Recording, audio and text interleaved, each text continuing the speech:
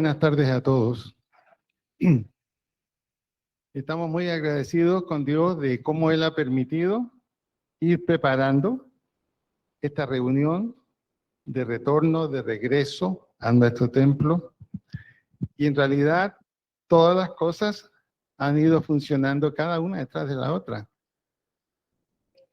Me da mucho gusto verlos a ustedes sentados en estas sillas que estuvieron solas tanto tiempo. Y yo oraba que resistieran, que después de todos estos años no estuvieron muy débiles, pero veo que están todas muy sólidas, o ustedes han bajado de peso, una de dos. Las dos cosas son buenas de todas maneras. Muy bien. Estamos por llegar al fin del año. Tenemos noticias de que el próximo año no va a ser un año fácil. Ya están los síntomas de un año difícil. Aparte de eso, que el próximo año va a comenzar a funcionar en el mundo, no solamente aquí, la nueva religión mundial. Comienza a funcionar como una de nosotros, la nueva religión mundial, que está constituida por tres grupos: la Iglesia Católica, el representante de los musulmanes y los judíos. Son los tres elementos que se agruparon en un comité y le llamaron la nueva religión mundial, cuya sede está en Abu Dhabi. ¿Qué significado tiene eso? Un significado que ya lo podemos ver. Ha surgido un grupo en Cali de pastores y de miembros de iglesia que se declararon como un grupo progresista. Pastores progresistas. Eso significa que están de acuerdo con la izquierda. Y uno de los pastores que dirige eso tiene una gran iglesia en Barranquilla y otra iglesia en Miami. Eran iglesias cristianas, pero ahora están en esa línea y este pastor ya se presentó como candidato preoficial junto con el grupo del señor Petro. Entonces, ¿qué está pasando? Uno dice, bueno, ¿y dónde están las convicciones? ¿Dónde está el tiempo transcurrido? ¿Cómo está esa relación con Dios? Y la Biblia nos dice, eso es lo que ya está viniendo. En otras palabras, comienza la arremetida fuerte de la globalidad. Y los únicos opositores que quedamos somos la iglesia cristiana. Pero ya comenzamos a ver en la iglesia cristiana lo que anunció el apóstol Pablo en 2 de Tesalonicenses. Le escribía Pablo a los creyentes de ese tiempo que estaban seguros que la venida del Señor ya era ya, que ya estaba lista. Incluso algunos habían dejado de trabajar porque ya el Señor venía. Y Pablo tuvo que llamarle la atención. No, el que no trabaja no come, no tienen por qué abusar de los hermanos de la iglesia. Y él entonces comienza a explicar. Y él dice, la venida del Señor no será antes que sucedan otras cosas. Y una de las que menciona principalmente es la apostasía, es decir, cristianos que van a salir de la relación cristiana en sus iglesias o grupos. Y es lo que estamos viendo. Y es lo que la Biblia ha anunciado. Algunos dirán, pero pastor, esas son malas noticias, pero son buenas para aquellos que somos fieles, indudablemente. Y eso es lo que quiero compartir con ustedes en esta tarde, como una primera parte, y la segunda parte será cuando volvamos a reunirnos. Miramos en 2 de Pedro 3:1 al 18. Recomiendo que todo ese párrafo completo lo lean en su casa con calma. Segunda de Pedro 3:1 al 18. Es un mensaje que comienza el apóstol Pablo para brindar apoyo, especialmente a los cristianos que están preocupados porque pareciera que la promesa de venir del Señor está demorando mucho. Está demorando mucho. Entonces, Pablo les dice, miren, en mi primera carta también les hablé de lo mismo, que teníamos que tener confianza, seguridad en lo que el Señor ha dicho. Entonces, tanto la primera como la segunda de Pedro son para animar a la iglesia que está pensando que el tiempo ha pasado y la promesa todavía no ha llegado. Entonces, vienen las dudas. ¿Será que sí realmente el Señor viene? Y es lo que Pedro se encarga de asegurarles y viene todo un desarrollo de allí. En los versículos 2 del capítulo 3, la clave es el capítulo 3 de Segunda de Pedro. Aquí vamos a ver un pequeño bosquejo de la primera carta que tenemos que mencionar. Allí se dirige el apóstol y dice a los expatriados. Los expatriados. Esos expatriados son gentiles y judíos que están juntos en el mismo problema. ¿Y cuál es el problema en que están? Son extranjeros, desposeídos y viviendo en tierra ajena como residentes temporales. ¿De dónde salieron estas personas? Alude al esparcimiento de los judíos de Israel por todo el mundo conocido, es decir, no es la gran salida, sino estos son judíos y gentiles que habían aceptado a Cristo y estaban pasando problemas en sus diversos lugares donde vivían. Y la situación llegó a ser tan fuerte con ellos que se expatriaron, salieron de los lugares donde vivían. Salieron de los lugares donde vivían. Y vivían como extranjeros, caminando de uno a otro lado en todo el mundo conocido de ese tiempo.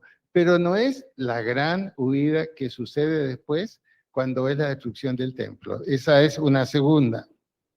De manera entonces que alude a peregrinos espirituales. No son recibidos ni apoyados por su creencia en Jesucristo. Habían conocido el Evangelio. Por lo tanto, Pedro los llama escogidos. Estamos en la primera carta, los primeros versículos del capítulo 3. Primera carta. Primera carta. Luego pasamos a la segunda. Perdón si no lo dije claro. ¿Ves? Capítulo 3, versículo 2. Estas personas entonces habían conocido el Evangelio. Por lo tanto, Pedro se dirige a ellos y los llama escogidos. Y la palabra escogido significa llamados a servir. Este es un pequeño párrafo de Primera de Pedro, donde Pedro está contándonos de este grupo de creyentes que ya están comenzando a sufrir a causa del Evangelio. ¿Qué busca entonces Pedro? Animar y confirmar que las promesas del Señor son fieles y son seguras, sin duda alguna. Ahora ya nos metemos en Segunda de Pedro. Ahora sí nos metemos en Segunda de Pedro. Los versículos 3 al 9 del capítulo 3.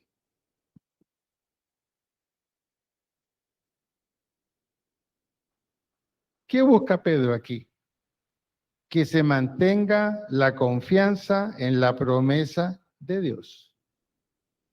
Eso es lo que Pedro hace aquí, en este capítulo. Del 3 al 9 es motivación y aliento a los cristianos a seguir confiando en las promesas de Dios. Ahora, en los versículos 2 y 3 del capítulo 3, Pedro alude a no creyentes y falsos creyentes que dudaban de la fe. O sea, fíjense, es una situación donde lo que Pedro está enfrentando, una situación donde hay que animar a la gente a que no pierda la confianza y la fe en lo que Dios ha prometido. ¿Por qué ha variado esa fe? Primero, porque hay una persecución a gentiles y a judíos que han tomado el cristianismo.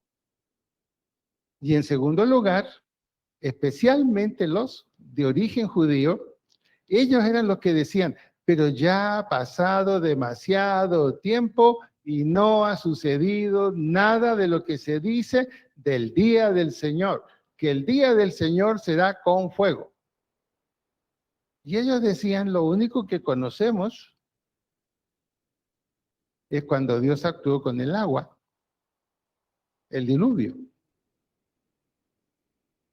Entonces ellos decían, bueno, nada pasó de alguna promesa que hubo, no hubo muchas promesas sobre una venida del Señor en el Antiguo Testamento, pero sí había la promesa del Mesías y esa para los judíos no se había cumplido. Entonces se preguntaban, ¿hasta cuándo tendremos que esperar?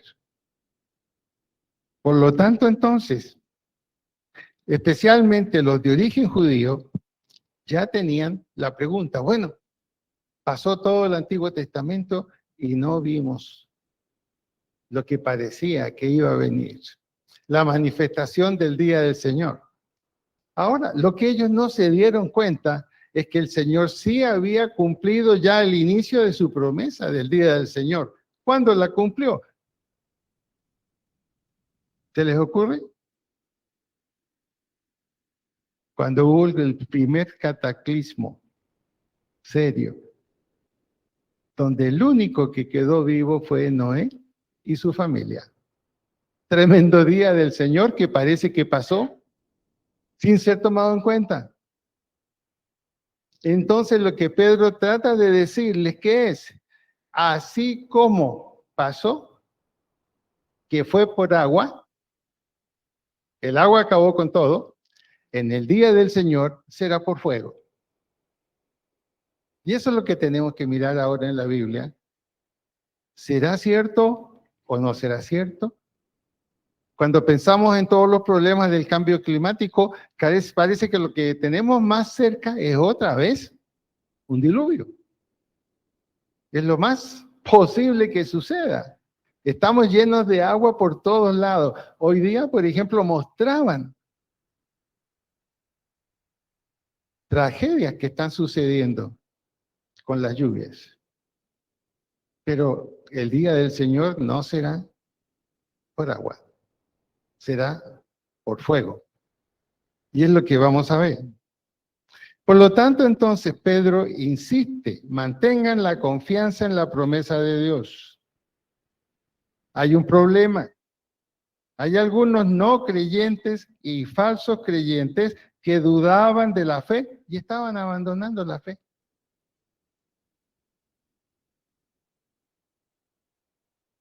Y es lo que está pasando hoy en día también. Por lo tanto, la primera generación de cristianos, los del Antiguo Testamento, no vieron el cumplimiento del día del Señor. Sí lo escucharon por allí una o dos veces de algún profeta. Sin duda fue el último que habló con los judíos, que fue Malaquías. Malaquías les advirtió lo que vendría. Que Dios no les hablaría por 400 años. No habría profeta en Israel. Y si no había profeta, entonces no había dirección ni seguridad de nada. Eso contribuyó entonces a que algunos dijeran, el Señor retarda su promesa, aquí no va a pasar nada. Y es lo mismo que algunos creyentes piensan hoy. No, Dios no puede ser mala persona. La Biblia dice que Dios es bueno y que su amor es para siempre. No, algo va a hacer Él que no nos vamos a perder ninguno. Así que, como la canción, es mejor que sigamos pecando. Ese es el problema que está enfrentando Pedro, animando a estos creyentes. Por lo tanto, Pedro dice, bueno, la frialdad que actuará en los creyentes, rebajando su calidad de vida cristiana. Y él los anima a que eso no tiene que suceder, que tienen que seguir confiando en las promesas, que las promesas son fieles y son verdaderas. Ahora, en el Antiguo Testamento hubo un castigo fuerte, fuertísimo de Dios, y fue con aviso. Y es algo que estos creyentes como que habían olvidado. Por ejemplo, piensen en esto. Por 2500 años, la generación de Adán, la generación de Caín y la generación de Set tuvieron el dominio en esas tierras. Y se esperaba que los de Set convirtieran al Señor a los de Caín. Lo poco que quedó de Adán y Eva desapareció en esas dos generaciones. Y por 2500 años hubo la oportunidad de cambiar, de buscar a Dios y entender más claramente lo que vendría. El diluvio no llegó por casualidad.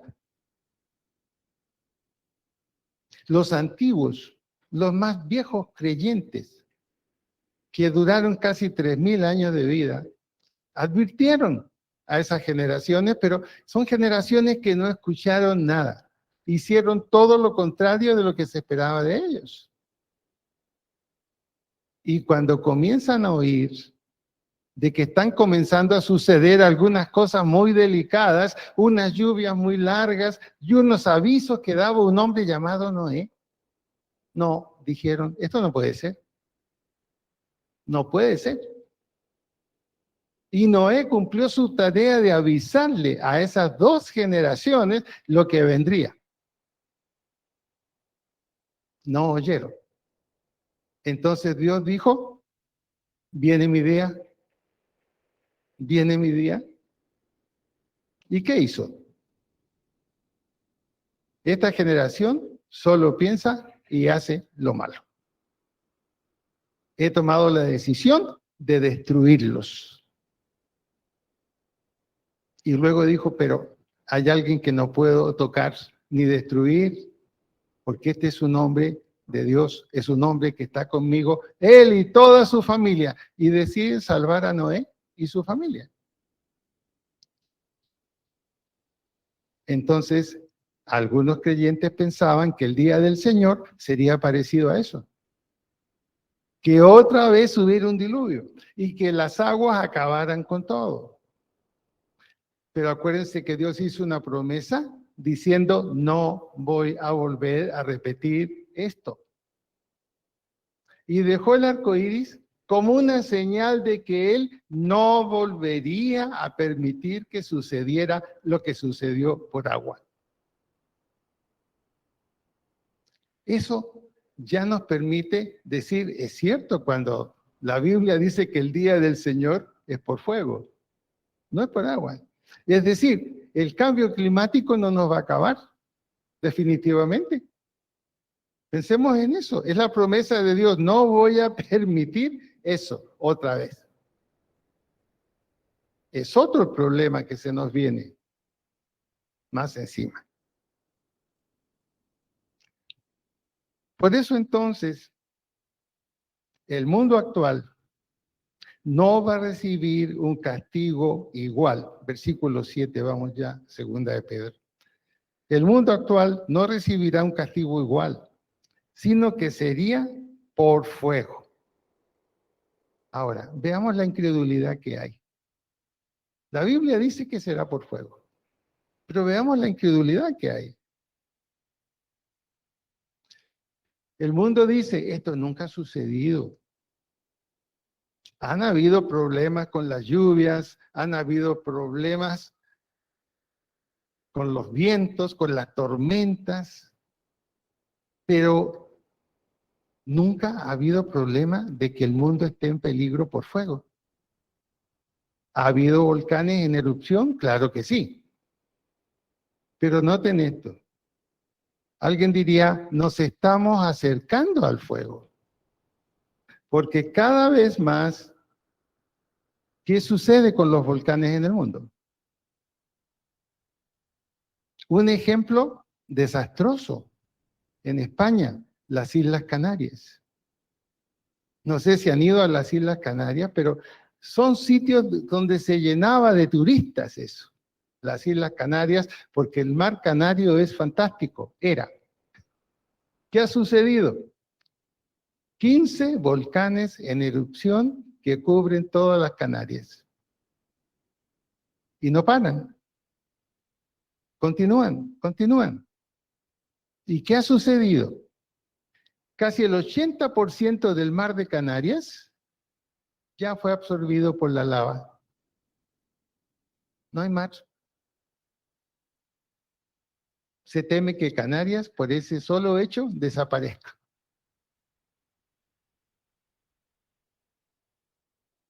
Es un anuncio de lo que viene.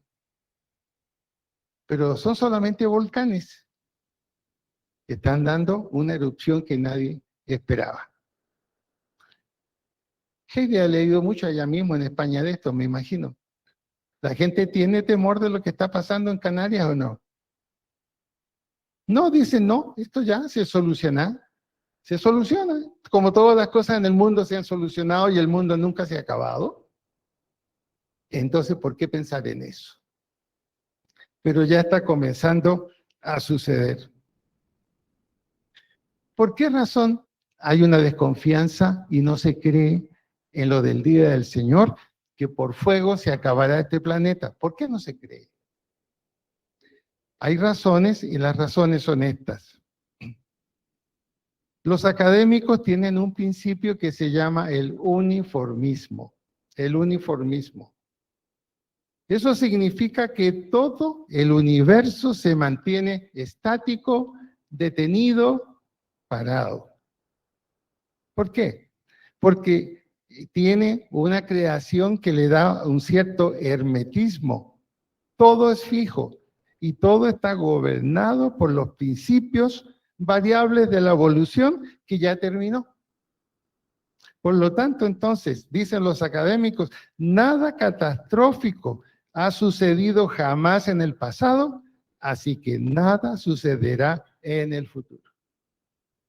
Esa es la respuesta de los académicos cuando alguien se atreve a hablar, el día del Señor será por fuego y el mundo se acabará con fuego. Los académicos dicen no, el universo quedó muy bien hecho a través de la evolución y tiene sus propios recursos, su propia defensa, su propia protección, así que así seguirá siendo. Falso, lo que dice la Biblia, un sueño que no es verdad.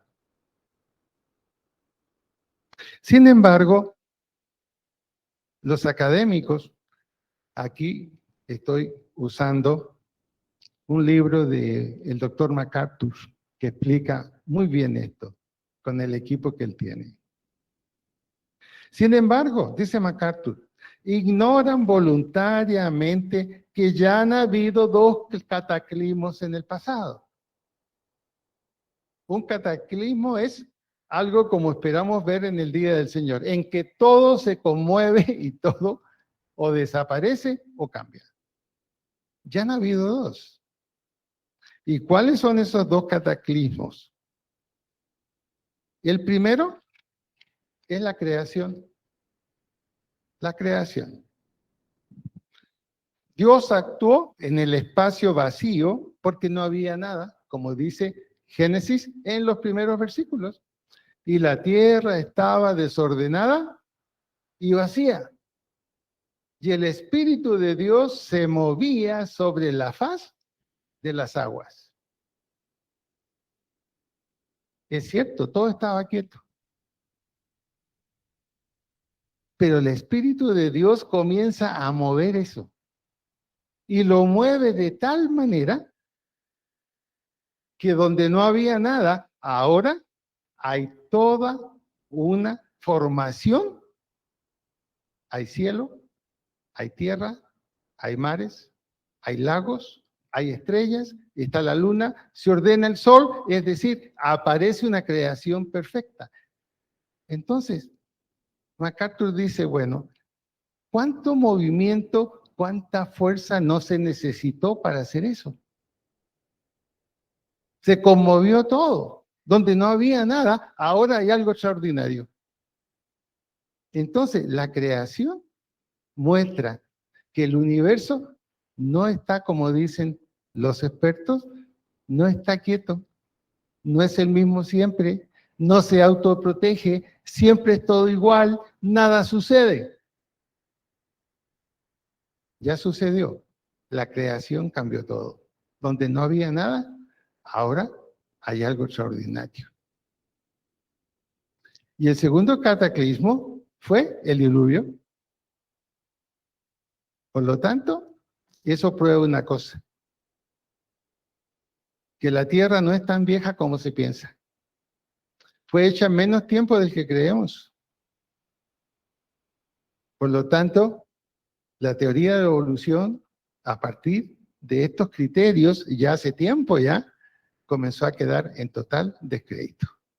Hoy día difícilmente alguien la enseña en alguna universidad. Ahora, Dios actuó en el espacio vacío para ocasionar la existencia del universo, no por medio del uniformismo, sino con actos creativos, instantáneos y explosivos, en solo 6 días. En solo 6 días. Por lo tanto, esto nos permite ver que es completamente errónea la teoría evolutiva. Ahora, aquí viene lo bueno. ¿Cómo fue formada la Tierra en la creación? La Tierra fue formada entre dos masas acuáticas, dos masas de agua. Dios agrupó las aguas superiores en una bóveda que rodeaba toda la tierra. Y además, también juntó todas las aguas subterráneas, las de abajo, y quedaron reservadas subterráneamente. El fondo de los mares, el fondo de los lagos y el fondo de los ríos. O sea que bajo de nuestro hay una masa de agua inmensa. Así quedó luego de la creación. ¿Y cómo se produjo el diluvio? Es bien interesante cómo se produjo el diluvio. Es increíble lo que Dios puede hacer. Primero, se produce la ruptura de la superficie que cubría esa bóveda llena de agua que habían en toda la tierra. Estallan entonces las fuentes de agua y saltan hacia arriba, irrumpen hacia arriba. Y son imparables. Son imparables. Y al subir hacia arriba, tocan las que estaban arriba, la bóveda de arriba. Prácticamente, casi podríamos decir que no había cielo como lo vemos ahora. ¿Y cuál es el resultado? Toda esa masa de agua que subió y se juntó con la que estaba arriba, con la bóveda de arriba, descienden con toda su fuerza hacia la tierra. y se produce el diluvio. Así se produjo el diluvio. Fue la promesa de Dios de castigar por agua. Ese fue el diluvio. Fue una acción cataclísmica entonces que acabó con la especie humana, excepto Noé y su familia, y a la vez también gran cantidad de animales, excepto los que se guardaron en el arca para volver a recrear toda la naturaleza animal. Así fue el diluvio. El día del Señor no va a ser así. Pero ¿cuál es el problema que nos dejó el diluvio? Dicen los expertos lo siguiente, mencionado por el pastor que estamos mencionando. El núcleo terrestre, y esa es la situación de hoy, está lleno de un lago líquido de fuego. Un lago líquido de fuego.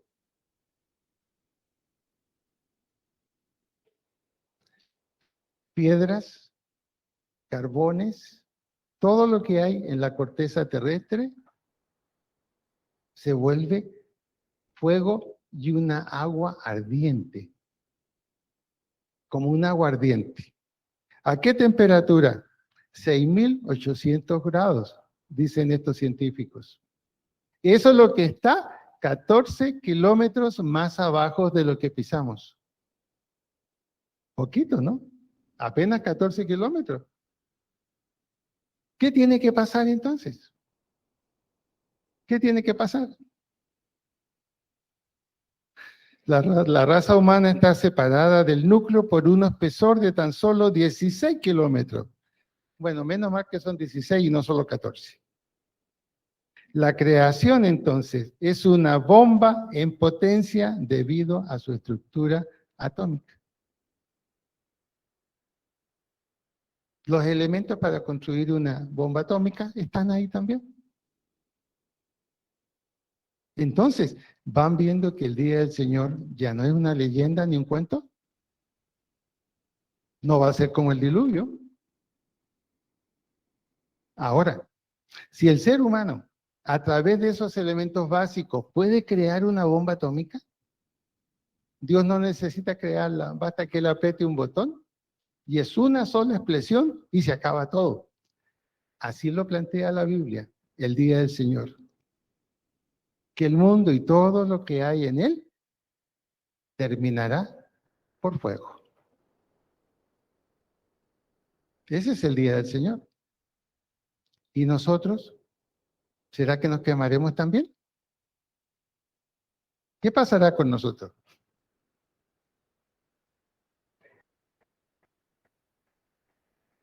La mejor noticia, los cristianos verdaderos y fieles que viven en la palabra de Dios no estarán aquí cuando eso suceda.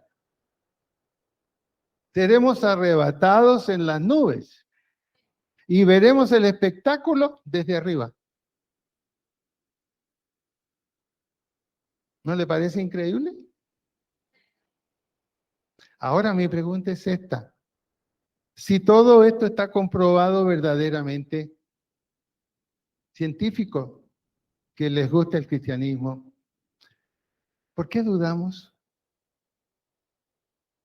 ¿Por qué dudamos? ¿Por qué no somos fieles en todo con el Señor como pensando, bueno, Él me entiende, Él me comprende? ¿Será que realmente creemos que esto es verdad? ¿Será que decimos el Señor no viene? No nos preocupemos. Podemos hacer algunas embarraditas por ahora, pero el Señor nos va a comprender. Tranquilos, no hay problema. Créanme, hoy muchos cristianos piensan y actúan así.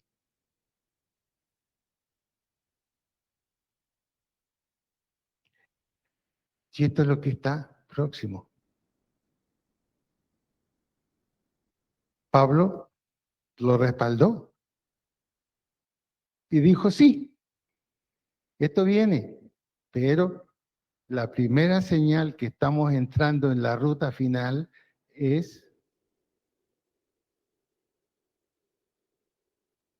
el dejar la sana doctrina y el comenzar a seguir doctrinas falsas o simplemente abandonar el Señor.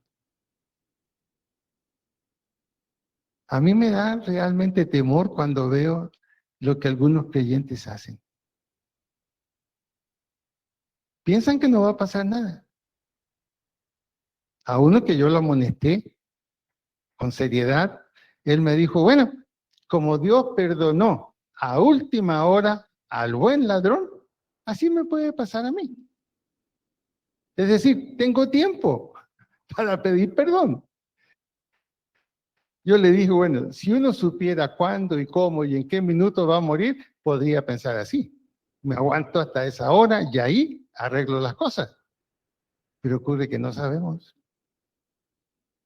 No sabemos cuál es nuestro día para partir de aquí. Por eso se nos dice que estemos listos. Y estar listos significa fieles. La santidad no vale de nada sin estar viviendo como Dios dice. Dios quiere que seamos santos y nos llama santos y nos aparta para cosas importantes en las cosas de Él. Pero mantenerse en el lugar donde Dios nos ha puesto, esa es la tarea. Esa es la tarea. Y esa es la única tarea que tiene recompensa. Ninguna otra. Hoy día en la mañana me invitaron para dar una conferencia de familia en Instagram. Yo no alcancé a avisarle a muchas personas, le avisé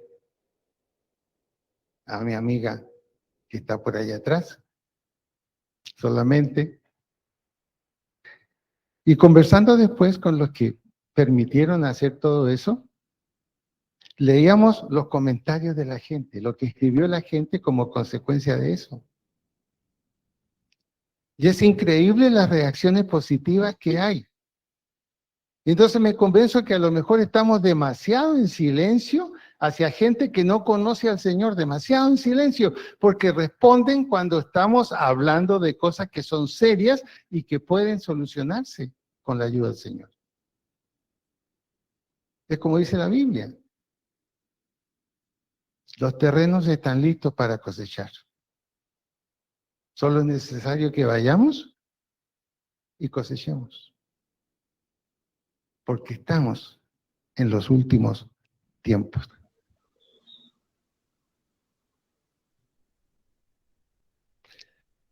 ¿Cómo será el día del Señor?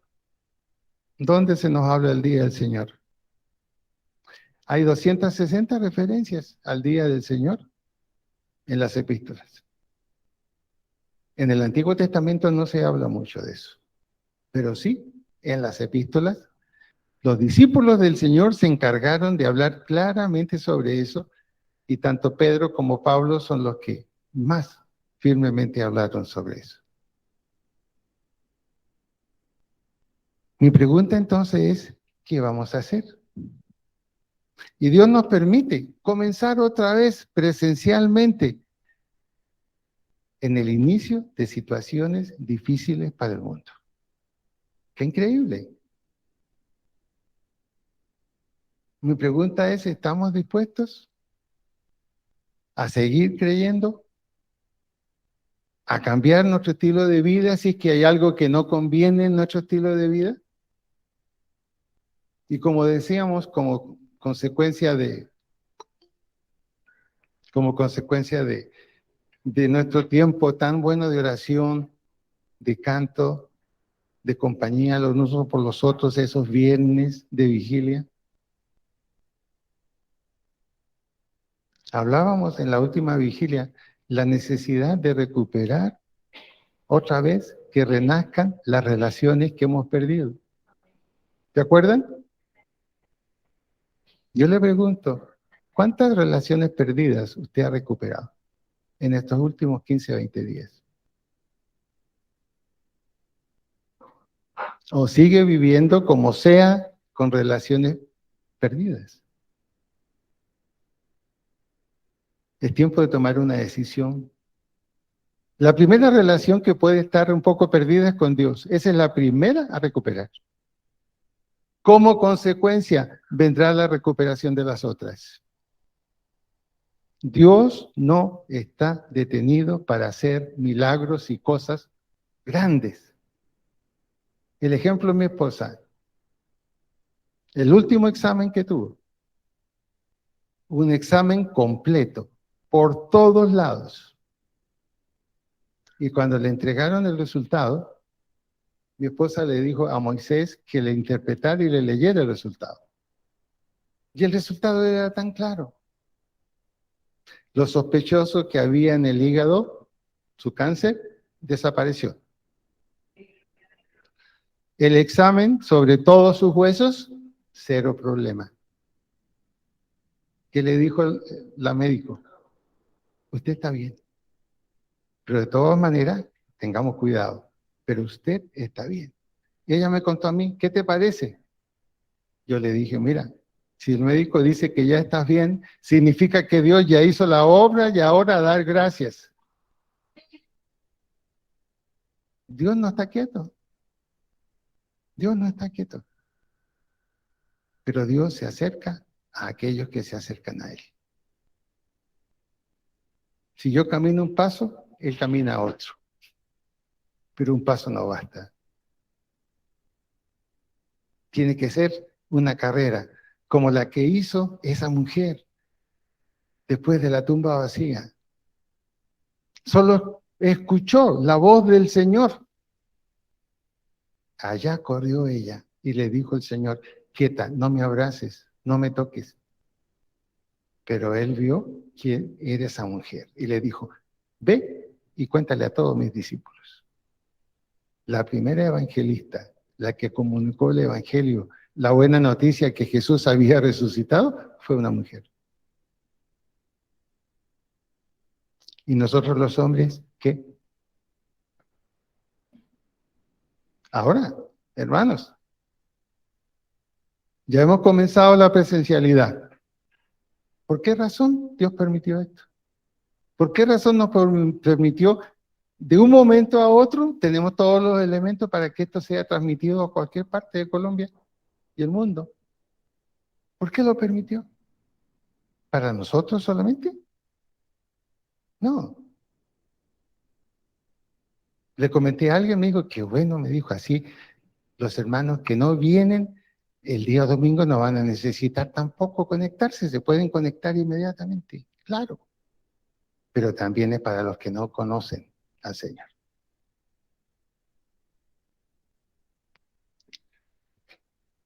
La próxima parada que tiene el tren de nuestra vida es el día del Señor. Y hacia allá vamos, si Dios lo permite. Muy pronto, muy pronto. No perdamos nuestro boleto, nuestro pase. Mantengámoslo. Y pensemos que nos espera una vida eterna con el jefe. No con cualquiera, con el jefe, con el que tiene la última palabra en todo. Yo le doy gracias a Dios que vamos a continuar en la presencialidad. Ya estamos en la presencialidad y los hermanos que no puedan venir podrán conectarse, si ellos lo desean, virtualmente. Pero confío en que el próximo año nos permitan tener a 60 personas. Si tenemos el carnet de las vacunas, si tenemos los tapabocas, si cumplimos con la bioseguridad, no tendremos problema. Y además que el Señor pondrá su mano sobre cada uno de ustedes y sobre mí. Estoy más que convencido ahora después de cómo puso la mano sobre mi esposa. No hay duda, el Señor todo lo puede. Dispongámonos.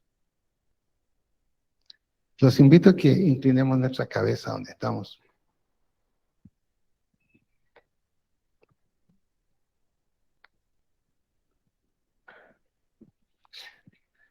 Y allí donde estamos, yo te invito a que tomes unos minutos allí para que hables personalmente con Dios, ahí donde estás sentado.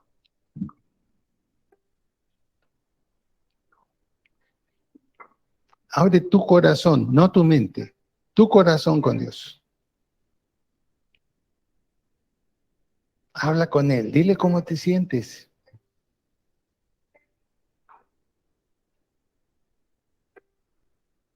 Si a lo mejor te has sentido deprimido, hay razones para estar deprimido, no hay duda.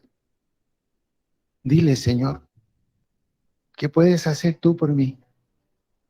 Yo no quiero perder la felicidad de estar contigo y disfrutarte, pero necesito también que me ayudes a caminar en este mundo complejo y difícil.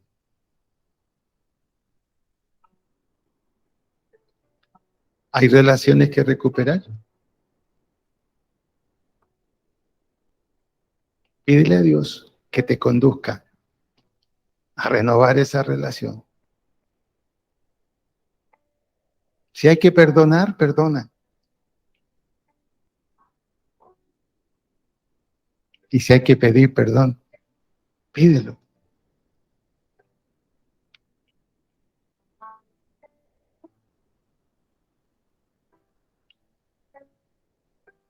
Es tiempo de recuperar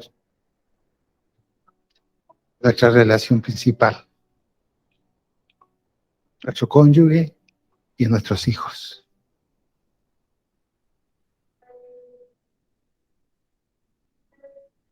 Antes que regular tu relación con el mundo, primero es el cónyuge y los hijos.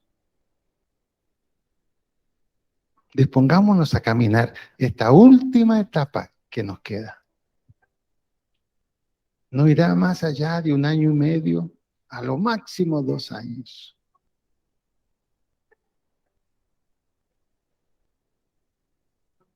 Pero la fecha crítica es el 2024. Cuando la palabra de Dios, la Biblia, estará en todos los idiomas y en todos los lenguajes del mundo.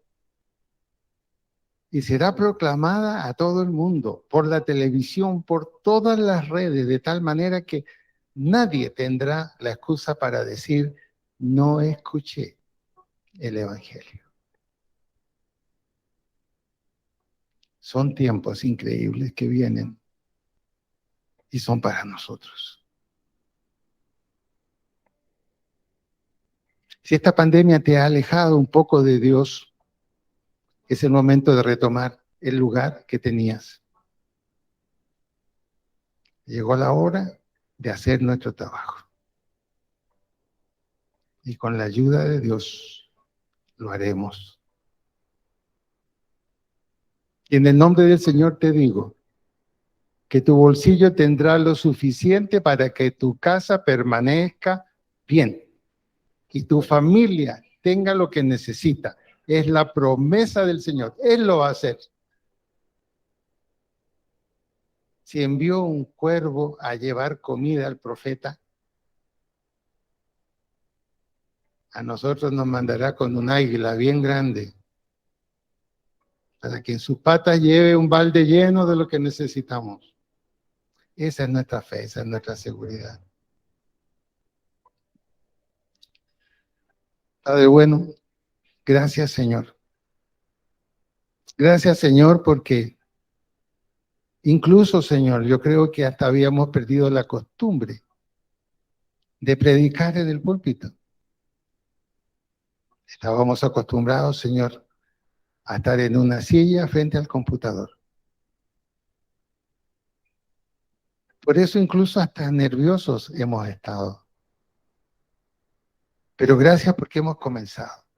Gracias porque estamos contigo, caminamos contigo y llegaremos a la meta contigo. Que tu Espíritu Santo se derrame de una manera increíble, como dice la Biblia, que en los últimos tiempos el Espíritu Santo actuará de una manera increíble, porque tú no quieres que nadie se pierda y que aún los que te conocemos nos mantengamos en el camino.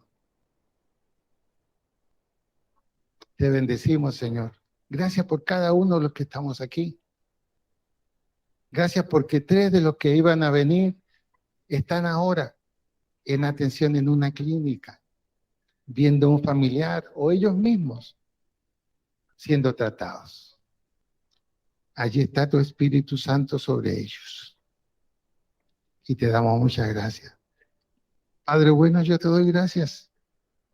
Renueva, oh Señor, mi mente, renueva, Padre, aquello que tú me has enseñado a hacer, a compartir, y que pueda servir a mis hermanos en el más alto grado. Te doy gracias, Señor. Alabo tu nombre. Y gracias por este tiempo. En el nombre de Jesús, nuestro Señor, te damos muchas gracias y a ti sea la gloria y la honra. Amén y amén. Y decimos, gloria a Dios, gloria a Dios.